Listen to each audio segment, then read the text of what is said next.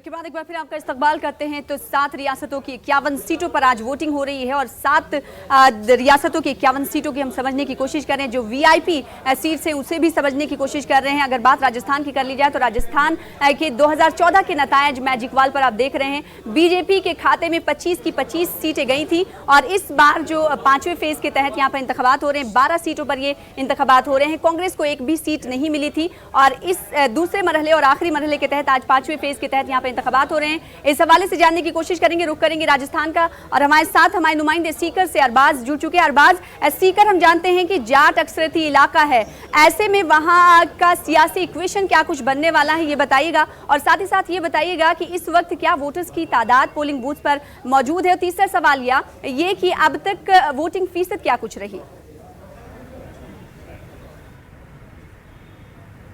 देखिए, मैं शुरुआत करता हूँ आपके सवाल के जवाब के लिए। जैसे कि जाट अक्सरियत का ये एक पार्लियामेंट हल्का है, यहाँ पर जिस तरह का जो रुझान है वो देखने को मिल रहा है, वो काफ़ी लोगों के अंदर सियासी बेदारी आई है और काफ़ी तादाद यहाँ पर जो पोलिंग बूथ है वहाँ पर पहुँच रही है। मेरे पीछे मैं दिखाना चाहूँगा एक मॉडल पोलिंग सेंटर है, यहाँ पर काफ़ी तादाद में लोग आए हुए हैं। यहाँ पर जो इलेक्शन कमीशन है उसकी तरफ से काफ़ी ख़ास इंतज़ाम किए गए हैं। बाकायदा जो डिसेबल्ड लोग हैं उनके लिए यहाँ पर रैंप तैयार किया गया है, अलग से यहाँ पानी के इंतज़ाम है, छाया के हैं, बैठने के इंतज़ाम है और आप देख सकते हैं कि लोगों को पूरी तसल्ली के साथ में यहाँ पहुँचाया जा रहा है। ये पूरा इंतज़ाम यहाँ पर इलेक्शन कमीशन ने ख़ास तौर पर किया है और ये नतीजा है कि अभी तक तकरीबन 22% यहाँ पर सीकर जो पार्लियामेंट की सीट है यहाँ पर देखा जाए तो टोटल जो वोटिंग परसेंटेज है वो 22 का है, जबकि इस आइडियल जो पोलिंग सेंटर है यहाँ पर 30% से ज़्यादा वोट कास्ट हो चुके हैं। जो असर है इंतज़ाम का उनका काफ़ी देखने को मिल रहा है और इसकी वजह से काफ़ी फ़ायदा भी यहाँ पर हो रहा है। काफ़ी लोग यहाँ पर मौजूद हैं, काफ़ी तादाद में युवा यहाँ पर आ रहे हैं, ये लोग वोटिंग कर रहे हैं यहाँ पर जो अपने फ्यूचर के लिए एक बेहतर मुस्तकबिल के लिए यहाँ पर डिसाइड करने की कोशिश कर रहे हैं। आपका नाम जानना चाहेंगे? गोपी किशन शर्मा। गोपी जी, क्या चुनावी मुद्दे रहेंगे युवाओं के, कैसे इंतज़ाम किए इलेक्शन कमीशन? इंतज़ाम काफ़ी अच्छे हैं और मेन मुद्दा यहाँ इंफ्रास्ट्रक्चर रहेगा, एजुकेशन रहेगा गवर्नमेंट का, हर चीज़ का। और मैं सबसे यहाँ आपके इस चैनल के माध्यम से सभी को कहना चाहता हूँ कि भाई सभी को वोट देना चाहिए। कोई भी ऐसा नहीं है, हर एक वोट काउंट होता है। कोई ऐसा ना सोचे कि मेरा एक वोट क्या काम करेगा, सबका वोट काउंट होता है और सभी वोट दीजिए और देश को आगे ले जाइए। जी बिल्कुल, आपका क्या लगता है, क्या मुद्दे रहेंगे युवाओं? सर, मुद्दे यही हैं कि इंडिया की जो जनता है उसे जो अपना वोट है वो एकदम नेशनल मतलब नेशन के हित में देना चाहिए और मुझे ये लगता है कि सिंगल वोट भी जो है ना वो बहुत मायने रखता है। जी बिल्कुल, ये आप देख सकते हैं काफ़ी इजीली यहाँ प्रोसेस चल रहा है और ख़ास तौर पर आप देख सकते हैं कि जो औरतें हैं उनकी काफ़ी तादाद यहाँ पर है, काफ़ी लंबी कतारें यहाँ पर लगी हुई हैं, काफ़ी दूर दूर से यहाँ पर महिलाएं हैं जो वोट कास्ट करने के लिए पहुँच रही हैं। काफ़ी घर की जिम्मेदारियाँ होती हैं, तमाम चीज़ों के बावजूद यहाँ पहुँच रही हैं। कुछ महिलाएं इनसे बातचीत करते हैं। आपका नाम जानना चाहेंगे? क्या लगता है, मतदान आप करने पहुँचे हैं, काफ़ी आपने अहमियत दी है इसे, क्या अपील करेंगे लोगों से? वोट देने की अपील करेंगे, वोट सबको देना चाहिए। जी बिल्कुल, सीकर जो लोकसभा क्षेत्र है यहाँ पर काफ़ी ग्रामीण इलाका है। आपका नाम जानना चाहेंगे? सुनीता। सुनीता जी, युवाओं के ख़ास तौर पर युवा जो महिला हैं, जो गर्ल्स हैं, उनके क्या मुद्दे हैं? मुझे लगता है कि सबको वोट देना चाहिए, ये एजुकेशन के है और इसमें देना चाहिए सबको वोट। औरतों के क्या मुद्दे हैं, क्या मामले हैं जिनको लेकर के इस बार ध्यान में रखते हुए वोट कर रही हैं महिलाएं?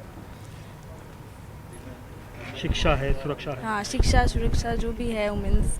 जी बिल्कुल, यहाँ पर मैं बताना चाहूँगा सीकर बिल्कुल रेगिस्तान की तरफ जो है जो गैर रेगिस्तानी ज़िले हैं वो ख़त्म हो जाते हैं, रेगिस्तान का इलाका आ जाता है, टेम्परेचर बढ़ने लगता है और अभी सुबह 6 बजे से लोग बाग यहाँ इकट्ठा होना शुरू हो गए। तो उसके बाद में अब आप देखिए कि 11 बजने को हैं और टेम्परेचर 40 डिग्री के करीब पहुँच चुका है। इन हालात के अंदर कई यहाँ पर जो है मुद्दे लोगों के लिए काफ़ी मायने रखते हैं। सुबह काफ़ी तादाद में लोग यहाँ पहुँचे थे, उसके बाद में अब जो लोगों की तादाद है वो कंपैरेटिवली कम ज़रूर हुई है, लेकिन उनका जोश ठंडा नहीं हुआ है क्योंकि 60.2% जो लंबी कतारें भी पोलिंग बूथ पर हम देख पा रहे हैं। अरबाज, बुनियादी मसलों को जहन में रखकर ये पोलिंग बूथ पर तमाम वोटर्स पहुंच रहे हैं, लेकिन सीकर की आवाम के नज़दीक सबसे अहम मसला क्या है, किन चीज़ों को वो रोज़ाना फेस करते हैं जिसको अपने जहन में रखकर आज वो वोट कास्ट करने पहुंचे हैं और अपने नुमाइंदे को चुनने के लिए पहुंचे हुए हैं?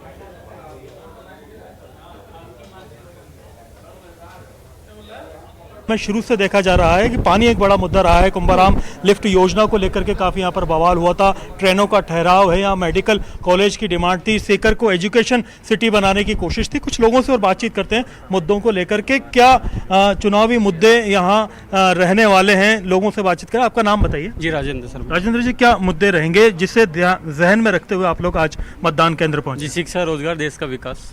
शिक्षा, रोजगार और देश का विकास की बुनियादी मुद्दा। आपका नाम बताइए। महेश कुमार अग्रवाल। महेश कुमार जी, क्या मुद्दे हैं आपके? देश की सुरक्षा का मुद्दा सबसे बड़ा है यार। देश की सुरक्षा होनी चाहिए। हाँ, इसके अलावा क्या मुद्दे रहेंगे? एजुकेशन हो गया एंड क्षेत्र विशेष का विकास हो गया। सीकर में क्या विकास चाहिए? सीकर के अंदर मेन तो पिछड़ा क्षेत्र है, यहाँ पर एजुकेशन एंड लिंग अनुपात वर्तमान में बहुत कम है। जेंडर बैलेंस एक बड़ी प्रॉब्लम थी, अब सुधरा भी है थोड़ा। सुधारना चाहिए और आगे सुधारना चाहिए। जी बिल्कुल। आपका नाम बताइए। द्वारका प्रसाद। द्वारका जी, क्या मुद्दे रहे?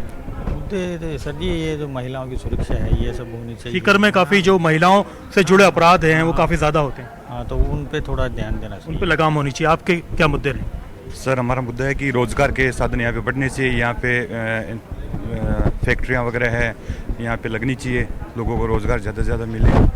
जी बिल्कुल, ज़्यादा से ज़्यादा रोज़गार मिले। आपको क्या लगता है?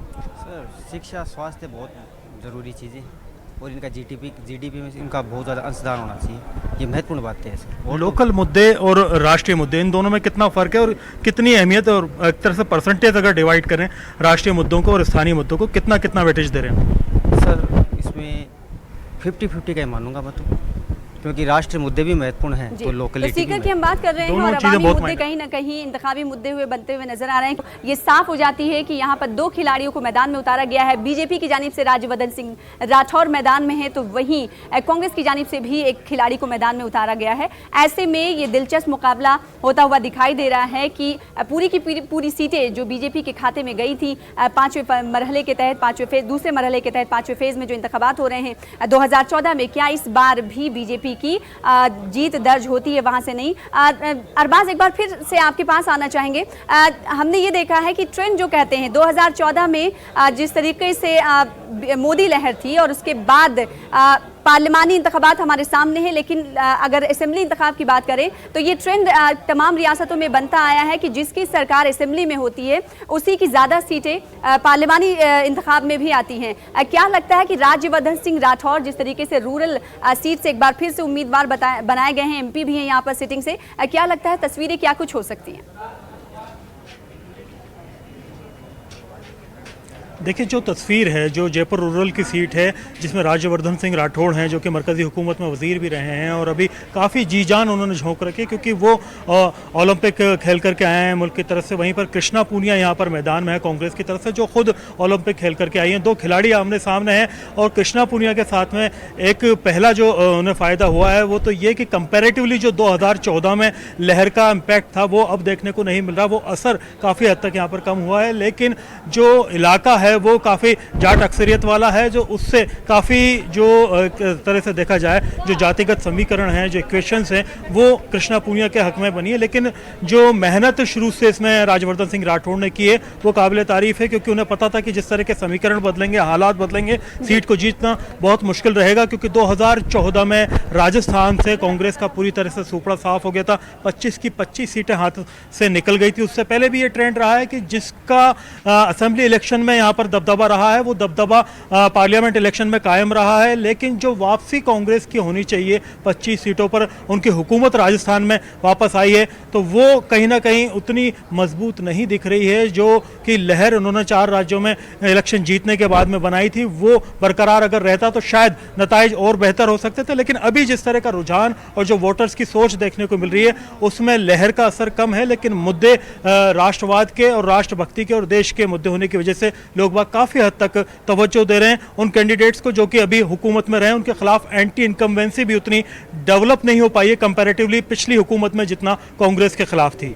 जी, तो राजस्थान के बाद उत्तर प्रदेश की बात कर लेते हैं, क्योंकि उत्तर प्रदेश की 14 सीटों पर आज इंतखाब हो रहे हैं और 2014 की 14 सीटों के नतायज आप मैजिक वॉल के जरिए